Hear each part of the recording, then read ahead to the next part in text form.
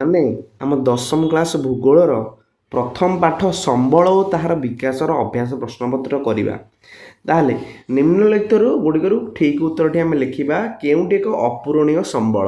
ପିଲାମାନେ କୋଇଲା ହେଉଛି ଏକ ଅପୂରଣୀୟ ସମ୍ବଳ। ଖରେ ଦେଇଛି କେଉଁଟି ଗୋଷ୍ଠୀଗତ ସମ୍ବଳ? ଗୋଷ୍ଠୀଗତ ସମ୍ବଳ ହେଉଛି ଆମର ଶ୍ମଶାନ। ନେକ୍ସଟ ଆମର ପାର୍ଥକ୍ୟ ଦର୍ଶାଇବା। ନବୀକରଣ ଯୋଗ୍ୟ ସମ୍ବଳ କାହାକୁ କହିବା ଆଉ ନବୀକରଣ ଅଯୋଗ୍ୟ ସମ୍ବଳ କାହାକୁ କହିବା? ପିଲାମାନେ ଯେଉଁ ସମ୍ବଳ ମନୁଷ୍ୟ ଦ୍ୱାରା ବାରମ୍ବାର ବ୍ୟବହାର ସତ୍ତ୍ୱେ ସମ୍ପୂର୍ଣ୍ଣ କ୍ଷୟ ହୁଏ ନାହିଁ ଏବଂ ବିଭିନ୍ନ ଉପାୟ ଦ୍ୱାରା ସେଗୁଡ଼ିକ ପୁନଃଭରଣ କରାଯାଇପାରେ ତାହାକୁ ଆମେ ନବୀକରଣ ଯୋଗ୍ୟ ସମ୍ବଳ କହିବା। ଉଦାହରଣ ଜଳ, ମୃତ୍ତିକା, ବାୟୁ, ପ୍ରଦୂଷଣ ଇତ୍ୟାଦି। ଅଯୋଗ୍ୟ ସମ୍ବଳ କ'ଣ?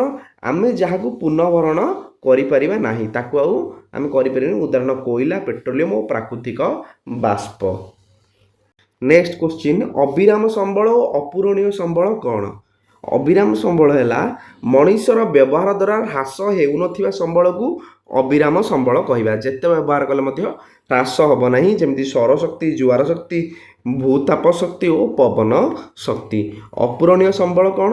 ମଣିଷର ବ୍ୟବହାର ଦ୍ୱାରା ହ୍ରାସ ହେଉଥିବା ଓ ପୁନଃଭରଣ କରାଯାଇ ପାରୁନଥିବା ସମ୍ବଳକୁ ଅପୂରଣୀୟ ସମ୍ବଳ କୁହାଯାଏ। ଉଦାହରଣ ଖଣିଜ ପଦାର୍ଥ, ଖଣିଜ ତୈଳ ଓ କୋଇଲା ଇତ୍ୟାଦି। ହେଲା।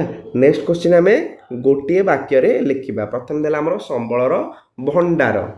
ପରିବେଶରେ ଥିବା ପଦାର୍ଥ ଯେଉଁଗୁଡ଼ିକର ମନୁଷ୍ୟର ଆବଶ୍ୟକତା ପୂରଣ କରିପାରିବ, ମାତ୍ର ଆଜିର ଜ୍ଞାନ କୌଶଳ ଅନୁସାରେ ସେଗୁଡ଼ିକ ବ୍ୟବହାର କରାଯାଇ ପାରୁନାହିଁ, ତାହାକୁ ଆମେ ସମ୍ବଳର ଭଣ୍ଡାର କହିବା। ତାକୁ ସଂରକ୍ଷିତ କରିକି ରଖାଯାଇଛି, ଭବିଷ୍ୟତରେ କ'ଣ ତାର ଆବଶ୍ୟକତା ପଡ଼ିବ। ଜାତୀୟ ସମ୍ବଳ କାହାକୁ କହିବା? ଦେଶର ଭୌଗୋଳିକ ସୀମାରେଖା ମଧ୍ୟରେ ଥିବା ସମସ୍ତ ପ୍ରାକୃତିକ ସମ୍ବଳ, ସାଂସ୍କୃତିକ ସମ୍ବଳ, ମାନବ ସମ୍ବଳ ଇତ୍ୟାଦିକୁ ଜାତୀୟ ସମ୍ବଳ ଆମେ କହିବା। ନେକ୍ସଟ 4 ନମ୍ବର ପ୍ରଶ୍ନ, କୌଣସି ପଦାର୍ଥ ସମ୍ବଳରେ କିପରି ପରିଣତ ହୁଏ? ପ୍ରାକୃତିକ ପରିବେଶରେ ଅବ୍ୟବହୃତ କିମ୍ବା ଅଜ୍ଞାତ ହୋଇ ରହିଥିବା ପଦାର୍ଥ ଗୁଡ଼ିକର ସନ୍ଧାନ କରି ତାହାକୁ ବିଭିନ୍ନ କାର୍ଯ୍ୟରେ ବିନିଯୋଗ କଲେ ତାହା ସମ୍ବଳ ରୂପେ ବିବେଚିତ ହୋଇଥାଏ। ନେକ୍ସଟ କ୍ୱେଶ୍ଚିନ୍, ସମ୍ବଳର ବିଶେଷତ୍ୱ କ'ଣ? ସମ୍ବଳର ଦୁଇଗୋଟି ବିଶେଷତ୍ୱ ରହିଛି, ସେଗୁଡ଼ିକ ହେଲା ଉପଯୋଗିତା ଓ ପ୍ରଥମତଃ ସମ୍ବଳ ମନୁଷ୍ୟର ବ୍ୟବହାର ଉପଯୋଗୀ ହେବା ଆବଶ୍ୟକ।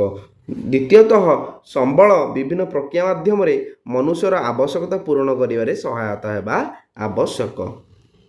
ନେକ୍ସଟ କ୍ୱେଶ୍ଚିନ୍ ଆମର ହେଲା ସମ୍ବଳର ସଂରକ୍ଷଣ କହିଲେ କ'ଣ ବୁଝାଏ?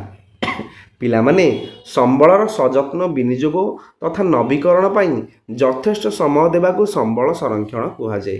ସମ୍ବଳ ସଂରକ୍ଷଣର ବାସ୍ତବ ତଥା ମୌଳିକ ଉଦ୍ଦେଶ୍ୟ ହେଉଛି ପରିବେଶ ସୁରକ୍ଷା, ପରିସଂସ୍ଥାର ଉଚିତ ବିନିଯୋଗ ଓ ଜୈବ ବିବିଧତାକୁ ସୁରକ୍ଷିତ ରଖିବା।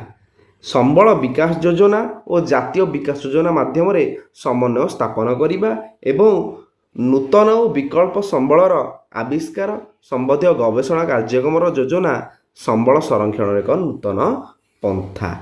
ତାପରେ ଘରେ ଦେଲା ଧରଣୀୟ ବିକାଶ କହିଲେ ଆମେ କ'ଣ ବୁଝିବା?